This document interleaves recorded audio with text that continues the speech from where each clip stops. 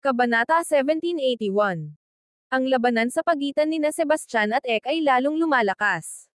Ang kanilang mga anyo ay kumikislap na parang kidlat habang sila'y naglalaban at papalapit sa malalayong lambak. Ang iba ay nagbigay ng lahat ng kanilang lakas para makahabol, ngunit ang kanilang bilis ay talagang hindi kasing taas. Tanging si Merle lamang ang nakapanood ng laban mula sa malayo. "Bata, tikman mo ang aking Shadow Soul Devouring Wave," sigaw ni Ek, habang mabilis na humahabi ang kanyang mga kamay at sumabog ang makapal, itim na enerhiya. Ang alon ng enerhiya ay tila nagmumula sa kailaliman ng kadiliman mismo. Saan man ito dumaan, ang paligid nito ay nasira na may nakakatakot na tunog, na nagdudulot ng pangangilabot ng lahat. Ang nakapaligid na hangin ay tila pinipiga sa ilalim ng bigat ng nakakatakot na kapangyarihang ito. Tumindi ang tingin ni Sebastian habang naglabas siya ng malamig na hininga. "Walang kwenta ang ginagawa mo. Reversal of the elements." Sa bilis ng kidlat ng mga galaw ng kamay, ang aktibo at pasibong enerhiya ay nag-ugnay sa kanyang harapan, bumubuo ng isang napakalaking vortex. Ang vortex ay kahawig ng isang kosmikong itim na butas, nilalamon ang lahat ng nasa daraanan nito. Nang makabangga ito sa alon ng madilim na enerhiya, isang napakalakas na pagsabog ang yumanig sa langit at lupa. Parang ang langit ay napyunit. Ang napakalakas na pag-uga ay nagwasak sa mga nakapaligid na tuktok ng bundok, nagpadapa ng mga malalaking bato at nagpakawala ng nakakasilaw na bagyo ng alikabok at mga labi. "Nakatayo ka pa. Sige, subukan mo ito." Nether Ghost Claw. Pang-aasar ni Ek, ang kanyang mga kamay ay bumuo ng isang pangklo na galaw bago marahas na humawak sa kawalan. Isang napakalaking, nakakatakot na pangil ng multo ang biglang lumitaw mula sa wala. Ang pangil ay nakakatakot at nakabibinging, ang mga talon nito ay kasing talas ng mga talon ng espada. Naglalabas ito ng nakabibinging aura ng kamatayan, tumatakbo patungo kay Sebastian na para bang gustong punatin ang kanyang kaluluwa. Sebastian ay ngumiti ng may pang-aasar. Dimension Slash. Sa isang simpleng galaw ng kanyang mga daliri, isang manipis na itim na linya ang hamampes sa hangin. Sa sandaling lumitaw ito, ang paligid nito ay nag-crack. Sa isang kisap mata, ang napakalaking pangil ng multo ay nahati ng paalang. Agad itong natunaw sa isang ulap ng itim na usok, nawawala sa kawalan. Naging madilim ang mukha ni Ek. "May talento ka nga, pero dito na ito nagtatapos." Chaos Nether Fire Barrier. Bigla, sumiklab ang itim na apoy mula sa kanyang katawan. Ang mga apoy ay kakaiba ngunit napakainit, naglalabas ng nakakatakot na aura na tila nagmumula sa siyam na impyerno. Ang apoy ay mabilis na kumalat, bumuo ng isang napakalaking nagliliyab na dome na sumugod kay Sebastian, banta na siyang lumunin ng buo. Saan man dumaan ang mga apoy, ang mga halaman ay nagiging abo. Ang lupa ay nagniningas at pumutok, at ang hangin ay naging makapal sa maasim na amoy ng nasusunog na lupa. Pinagpag ni Sebastian ang kanyang mga kamay at sumigaw, "Destructive Finger." Isang napakagandang sinag ng liwanag ang lumabas mula sa kanyang dulo ng daliri, na parang kidlat, na tumagos ng diretso sa nagliliyab na hadlang. Ang hadlang ay bumasag na parang marupok na salamin, sumabog sa napakaraming baga na kumalat sa lahat ng direksyon. Nang makita niyang nagbago ang agos laban sa kanya, agad na tumakbo si Ek, sumisigaw, "Rocky, pigilan mo siya." Pagkarinig sa utos ng kanyang amo, ikinagalaw ng higanteng rock ang malalaking pakpak nito, nagpadala ng malalakas na hangin na umuungal sa larangan ng labanan. Ang mga talon nitong kasing talon ng labaha ay kumikislap ng nakakatakot habang tumalon ito diretso kay Sebastian. Naglabas si Sebastian ng malamig na pangunguyakoy. "Katapusan mo na." Sa isang walang pakialam na galaw ng kanyang Harmony Blade, isang nakakasilaw na liwanag ng espada ang dumaan sa hangin. Ang liwanag ng espada ay nagdala ng hindi mapipigilang puwersa, agad na pinutol ang katawan ni Rocky. Dumadaloy ang dugo na parang fountain habang naglabas ng isang malupit na sigaw ang halimaw, bumagsak ng mabigat sa lupa, na nag-iwan ng isang malaking hukay sa gitna ng ulap ng alikabok. Ang ekspresyon ni Ek ay nagbago sa takot habang sumigaw siya, "Pagsisisihan mo ito." Ang galit ng Burial Heaven sect ay higit pa sa naiintindihan mo. Ang figure ni Sebastian ay kumislap, lumitaw sa harap ni X sa isang iglap na may hawak na Harmony Blade. Ang kanyang tingin ay malamig na parang yelo habang nagsasalita siya, "Mamatay ka na." Ipinagpag niya ang kanyang espada ng walang pag-aalinlangan, naglabas ng sinag ng enerhiya ng espada na kasing kinang ng bahaghari. Wala ng oras si Ek para umiwas. Ang enerhiya ng espada ay humampos sa kanyang dibdib, nag-iwan ng malalim at malaking sugat kung saan dumaloy ang dugo ng walang kontrol. Isang kislap ng pagnanais na pumatay ang kumislap sa mga mata ni Sebastian habang pinagsasama niya ang kanyang espiritual na enerhiya at inilabas ang Magical Harmony Blade. Isang hindi nakikitang espada ang tumagos diretso sa likod ni Ek. Ang katawan ni Ek ay nanginginig ng labis. Ang kanyang mga mata, puno ng kawalang pag-asa at ayaw, ay lumabo habang unti-unti siyang bumagsak sa lupa.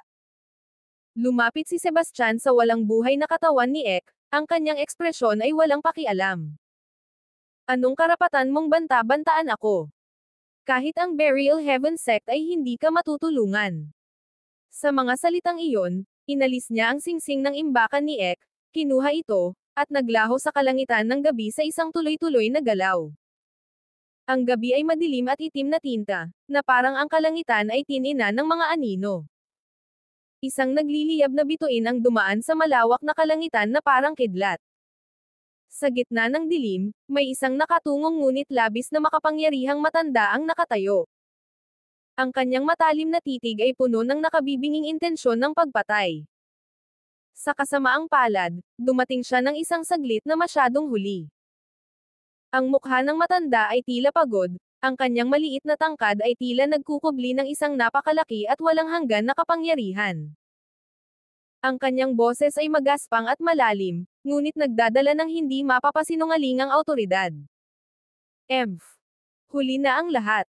Sa kabila ng kanyang pagkabigo, hindi siya nag-aksaya ng oras at diretso siyang pumunta sa Misty Sect. Ang Grand Hall ng Misty Sect ay nakatayo ng matangkad at nakakatakot. Ang arkitektura nito ay kahanga-hanga na may mga nakataas na bubong, masalimuot na mga ukit, at magagandang pininturahang mga beam. Ang buong Lotus Mountain ay natatakpan ng mga namumulaklak na bulaklak ng lotus. Ang kanilang bango ay dinala ng banayad na simoy ng hangin, nananatili sa hangin at nagpapakalasing sa mga pandama. Sa loob ng bulwagan, isang katamtamang gulang, eleganteng babae ang nakaupo ng kalmado sa isang unan ng pagmumuni-muni. Nang bahagyang itinaas niya ang kanyang mga mata, isang matalim na sinag ng liwanag ang biglang dumaan sa kalangitan, pumutol sa hangin patungo sa Lotus Mountain. Narito si Elder Abyss ng Burial Heaven sect para sa isang pagbisita. Isang malamig na tinig ang narinig sa bulwagan. Ang babae ay si Celia, at bahagyang nakakunot ang kanyang mga kilay. Ang kanyang kagandahan ay walang kapantay, at ang kanyang presensya ay tunay na marangal at pinong-pino. Nakabihis sa malalambot na simpleng mga roba, naglalabas siya ng isang ethereal na aura, na tila hindi nahahawakan ng mundong mortal.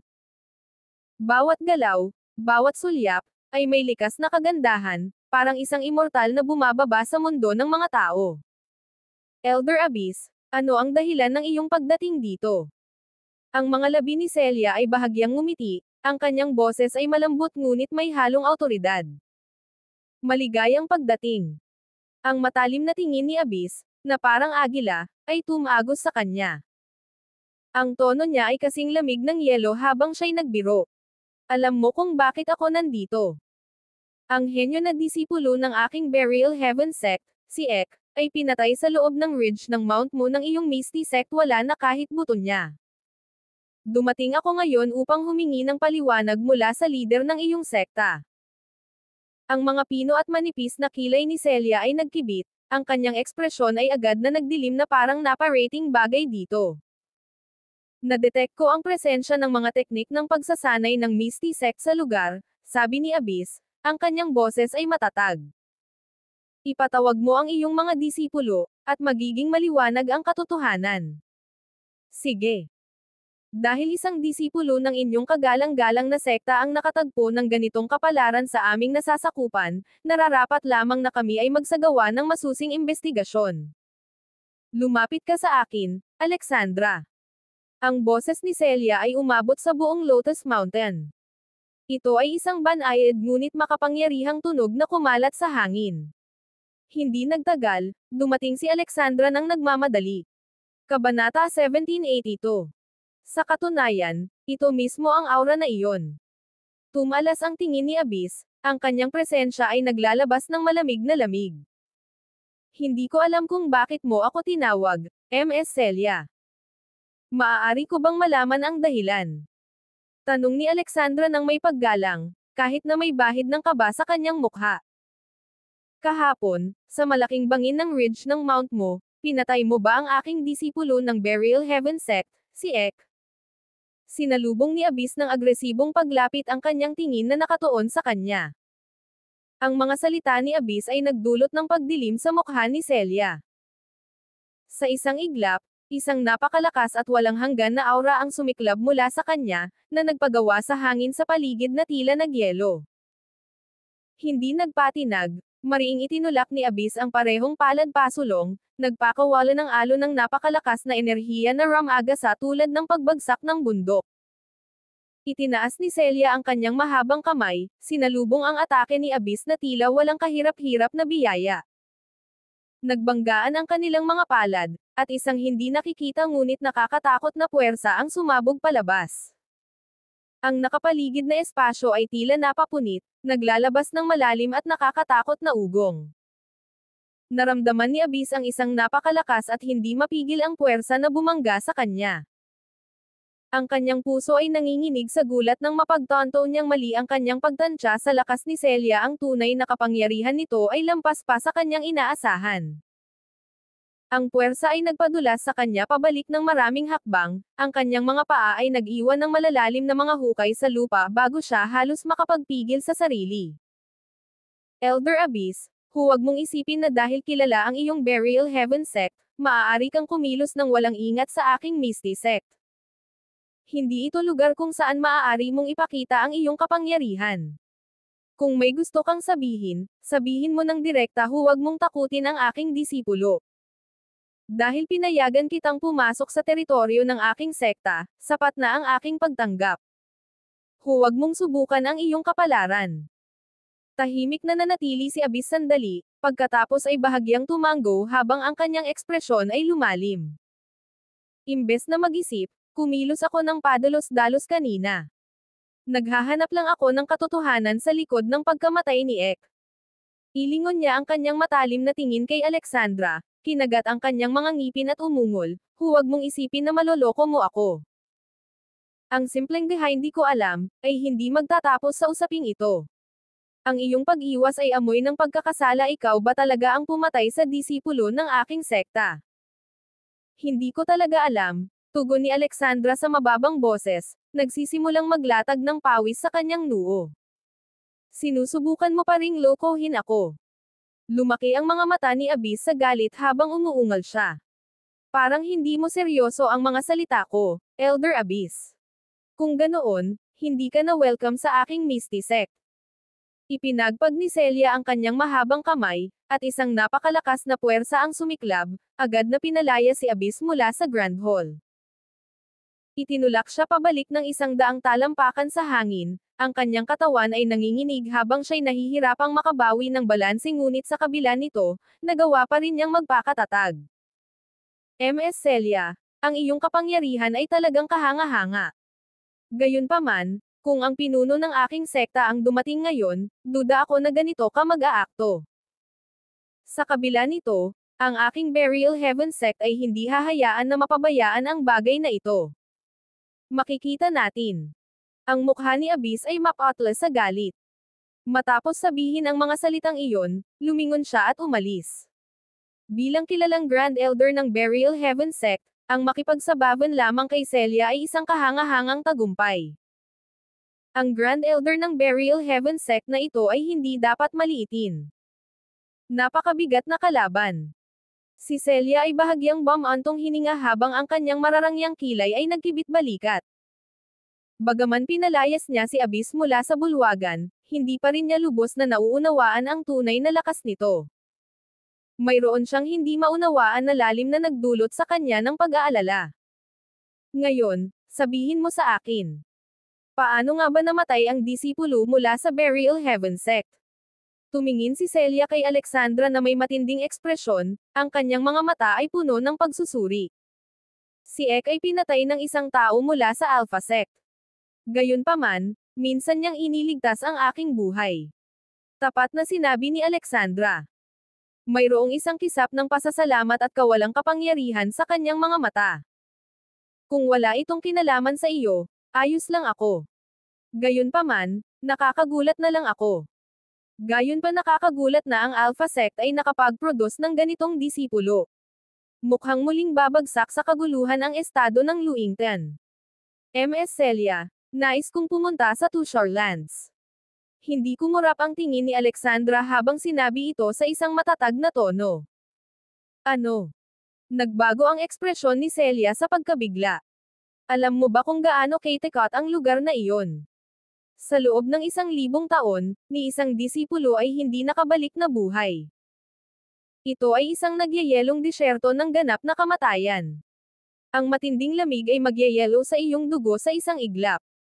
Ang mga hangin ay kayang punatin ang laman, at walang katapusang mga hindi kilalang makapangyarihang halimaw ang nagkukubli doon. Isang maling hakbang, at haharapin mo ang walang hanggang kapahamakan. Ang lugar na iyon ay talagang hindi para sa iyo. Ang mga mata ni Celia ay puno ng pag-alala. Ms. Celia, nakapagdesisyon na ako. Ms. Celia, nakapagdesisyon na ako. Kahit na nangangahulugan ito ng pagharap sa tiyak na kamatayan, hindi ako atres. Ang labanan para sa Dragon Essence ang nagpaunawa sa akin ng malaking agwat sa aking lakas. Tanging sa pagpunta sa Tushar Lands ko lamang maaasahan na makakabuwal. Mapagpakumbaba kong hinihiling ang inyong pahintulot. Mahigpit na nakapikit ang mga kamao ni Alexandra, at may apoy ng determinasyon na nagliliyab sa kanyang puso. Ang Tushar Lands ang pinakamamatay na lugar ng pagsasanay sa kasaysayan ng Misty Sect. Sa loob ng libu-libong taon, walang sino man ang matagumpay na nakabalik. Ang pagtitiyaga ni Alexandra ay nagulat kay Celia. Sige. Gawin mo ang gusto mo. Kabanata 1783. Napabuntong hininga si Celia nang walang magawa, ang kanyang tingin ay puno ng pag-aalinlangan at pag-asa. Naiintindihan niya na ang pagnanais ni Alexandra na mag-ensayo sa Tushar Lands ay nagmula sa kanyang pagkaalam sa laban para sa Dragon Essence hindi siya sapat na malakas. Sa loob ng ilang araw, magbubukas ang Nine Spheres Secret Realm. Wala ka ng masyadong oras, kaya huwag kang kumilos ng padalos-dalos. Ikaw ang disipulo na pinakamataas ang pag-asa ko. Balang araw, magiging iyo ang posisyon ng pinuno ng sekta. Tatandaan ko ang mga sinabi mo. Ang determinasyon ni Alexandra ay hindi matitinag. Alam niya na kung gusto niyang magpakatanyag sa kanyang mga kapwa, kailangan niyang palakasin ang kanyang lakas ng mabilis hanggat maaari. Sa pagkakataong ito, ang imahe ni Sebastian ay nanatili sa kanyang isipan, ayaw maglaho. Para sa kanya, siya ay parang isang bundok na hindi matitinag. Kung gusto niyang makahabol sa kanya, kailangan niyang maabot ang gitnang yugto o kahit huling yugto ng Transformative Deity Realm. Tanging sa ganitong paraan lamang siya magkakaroon ng kahit kaunting pagkakataon. Samantala, sa labas ng arena ng panlabas na tarangkahan ng Alpha Sect, umuungal ang karamihan sa kasiyahan. Ngayon, hinahamon ni Sebastian si Hansen, na pangalawa sa top 100. Ito ay magiging isang malaking laban. Sa tingin ko, hindi lang alam ni Sebastian ang kanyang mga limitasyon. Ang hamanin si Hansen ay parang naghahanap ng kamatayan. Natalo na ni Hansen ang mahigit 100 ng mga kalaban ngayong buwan pa lang. Siguro natatakot si Sebastian at hindi na darating. Kahit na gawin niya, itatapon lang niya ang buhay niya. Hindi basta-basta si Hansen. Sa sandaling iyon, si Hansen ay nakatayo sa entablado ng arena, Nakayakap ang mga braso sa kanyang dibdib, ang kanyang ekspresyon ay puno ng kayabangan at paghamak. Saan na yang duwag na si Sebastian? Nagpasya na ba siyang magtago tulad ng pagong? Pang-aasar ni Hansen habang ang kanyang boses ay puno ng pang-iinsulto. Nang mga sandaling iyon, si Sebastian ay pumasok sa entablado ng may matatag at maingat na mga hakbang. Talaga bang naglakas loob kang magpakita? Hindi masama. May tapang ka. Sinalubong siya ni Hansen ng masamang tingin. Sa harap ko, ang tinatawag mong reputasyon ay wala ng iba kundi isang palabas ng payaso. Ngayon, ipapakita ko sa iyo kung sino ang tunay na makapangyarihan. Malamig na sagot ni Sebastian. Ha? Hanggal. Isang taon mula ngayon ay magiging anibersaryo ng iyong kamatayan. Naging malamig ang boses ni Hansen. Ang dami mong sinasabi. Isang galaw lang ang kailangan ko para ipadala ka sa iyong daraanan. Sagot ni Sebastian na may kapangyarihan. Sa isang galit na sigaw, sumugod si Hansen kay Sebastian na parang isang mabangis na tigre. Walang takot na ipinakita si Sebastian. Ipinukol niya ang kanyang kamao ng may napakalakas na puwersa. Sa isang malakas na pagsabog, ang katawan ni Hansen ay lumipad sa hangin, bumagsak ng mabigat sa lupa. Namatay siya sa mismong kinatatayuan niya. Ang buong tao ay nahulog sa ganap na katahimikan, ang kanilang mga mata ay malapad sa gulat. Isang sandali lamang, ang madla ay naguluhan. Tapos na. Yun na yun. Isang suntok lang ang pumatay sa kanya. Ang lakas naman ni Sebastian. Ang hindi ka panipaniwala. Bumagsak si Hansen ng ganon-ganon na lang. Hindi man lang tumingin si Sebastian sa walang buhay na katawan sa lupa. Lumiko siya at umalis ng may kagandahang loob, naglaho sa paningin ng lahat sa isang iglap. Ang labang ito ay yumanig sa buong Alpha Sect hanggang sa kaibuturan nito. Lahat ay labis na naguluhan. Sa huli, ang pinapangarap na pwesto upang makapasok sa Nine Spheres ay tuluyan nang napunta sa mga kamay ni Sebastian. Mga kwento kung paano niya agad na winasak si Hansen ay kumalat na parang apoy sa buong Alpha Sect. Kahit si Nodan, ang number 1 na ranggong disipulo sa top 100, ay hamina sa paghahambing sa nakabibighaning pagpapakita ng kapangyarihan ni Sebastian. Siyempre, hindi kailanman hinamon ni Sebastian si Nodan sa huli, na nag-iwan sa maraming tao ng patuloy na pakiramdam ng panghihinayang. Ang pangalan ni Sebastian ay sumikat sa loob ng sekta, na naging sentro ng atensyon. Ang kanyang reputasyon ay umabot sa hindi pa nararating na taas. At sa sandaling iyon, lumabas si Leyley mula sa kanyang nakahiwalay na pagsasanay. Kabanata 1784. Sa isang sadyang hampas, pinatay ni Sebastian ang ikatlong ranggong disipulo sa top 100 ng panlabas na sekta. Ang kanyang kamangha-manghang tagumpay ay kumalat na parang kulog, yumanig sa buong Alpha Sect hanggang sa kaibuturan nito. Kamusta ang iyong paggaling? Tumingin si Sebastian kay Leyley na may malalim na pag-aalala, ang boses niya'y nagmamadali. Mas mabuti ka na ba? Bahagyang ibinaba ni Leyley ang kanyang ulo habang kinakagat ang kanyang labi.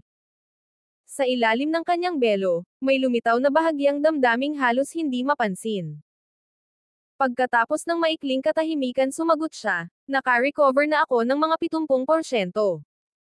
Kaya ko nang protektahan ang sarili ko ngayon. Mabilis na inilabas ni Sebastian ang isang maingat na pinong healing pill at iniabot ito sa kanya, ang kanyang mga mata ay puno ng pag-asa. Partikular kong ginawa ito para sa iyo. Malaki ang maitutulong nito sa iyong paggaling.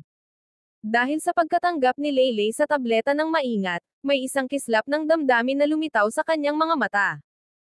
Pagkatapos, sinabi niya, nakakuha ako ng mensahe mula sa aking guro. Aalis ka na ba?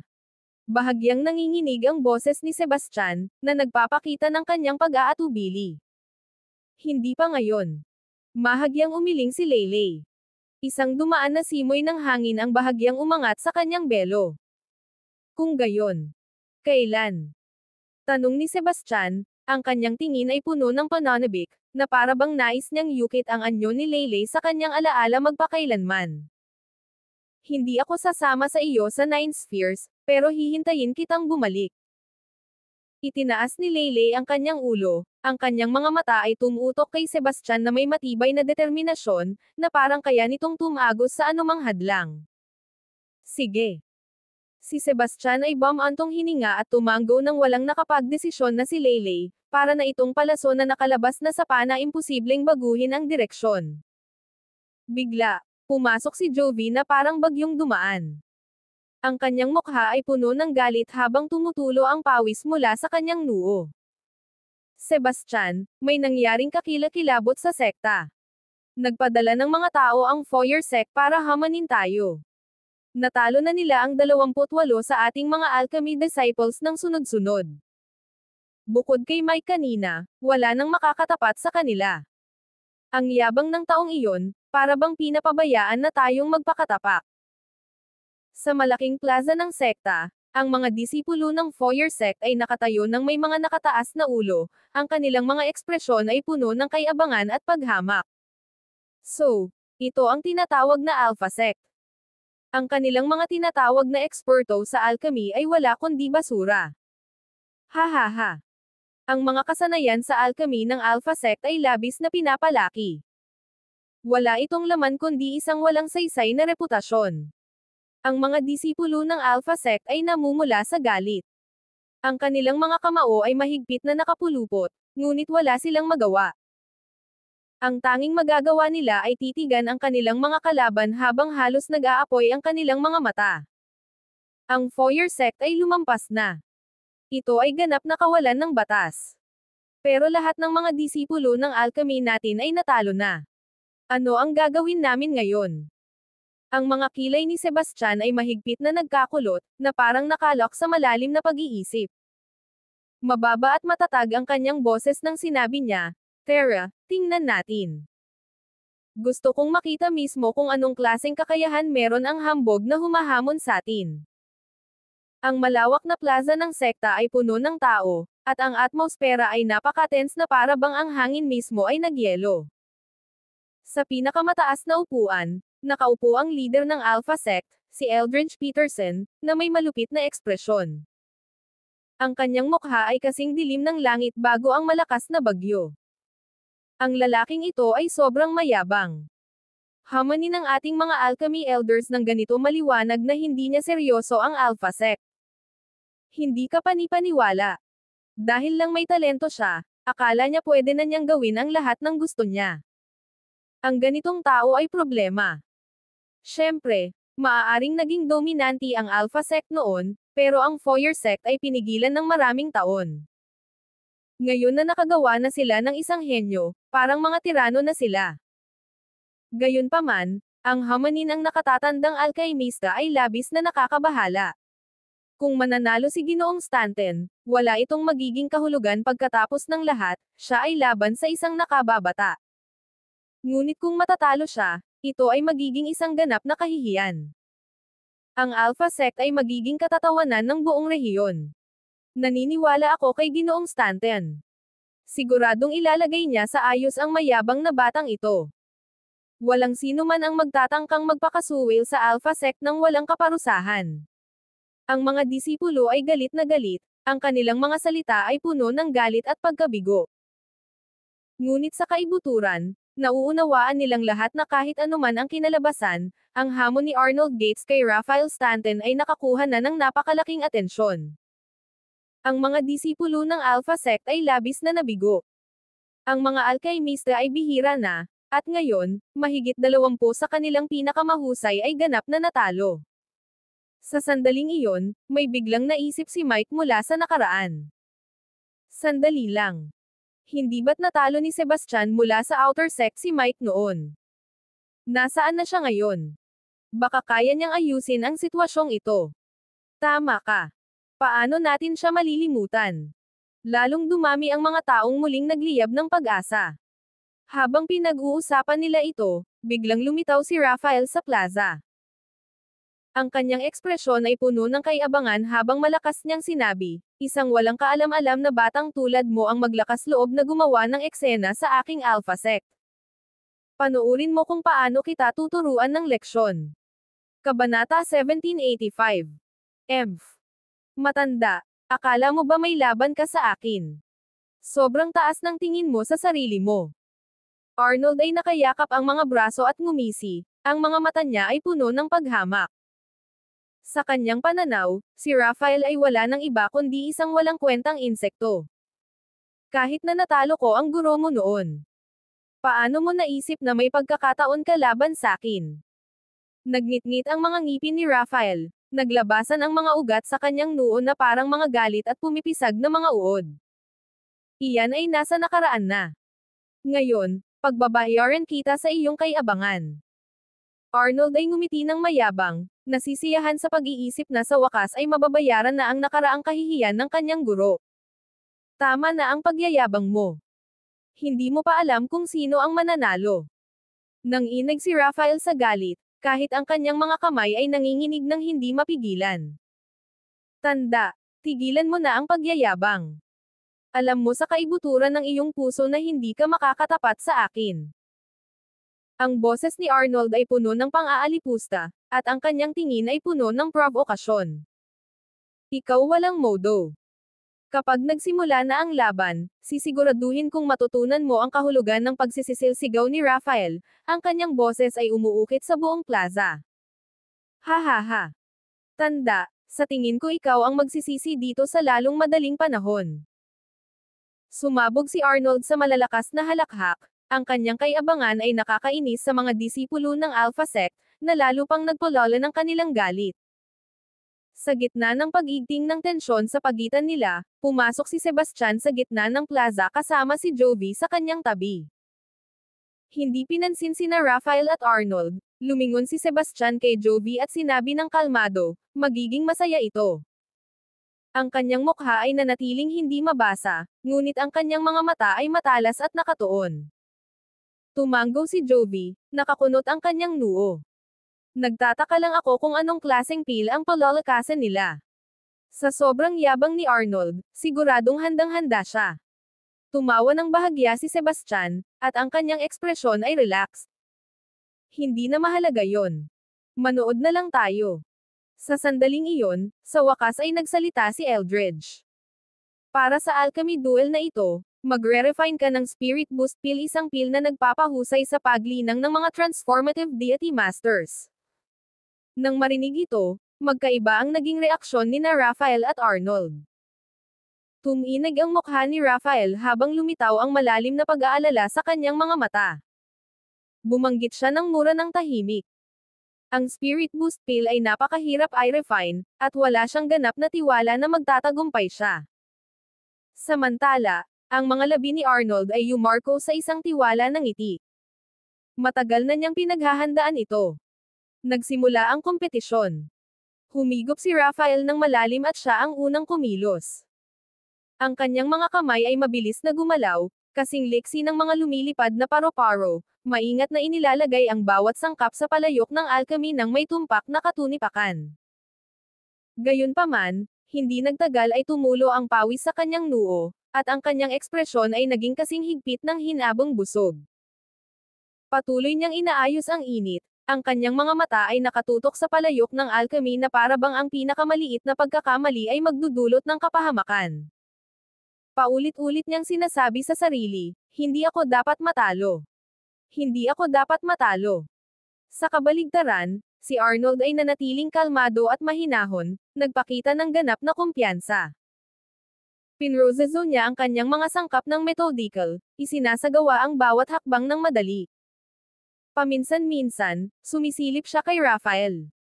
Ang pang-aasar sa kanyang mga labi ay hindi kailanman nawala habang pinagtatawanan niya ito sa kanyang isipan. Yan lang ba ang kaya niya?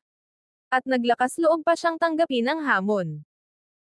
Habang lumilipas ang oras, isang mahina at mahinang usok ang lumabas mula sa palayok ng alchemy ni Raphael. Ang kanyang pil ay nagsimula ng magporma, ngunit ang kulay nito ay medyo mapurol, at ang amoy ng gamot ay mahina.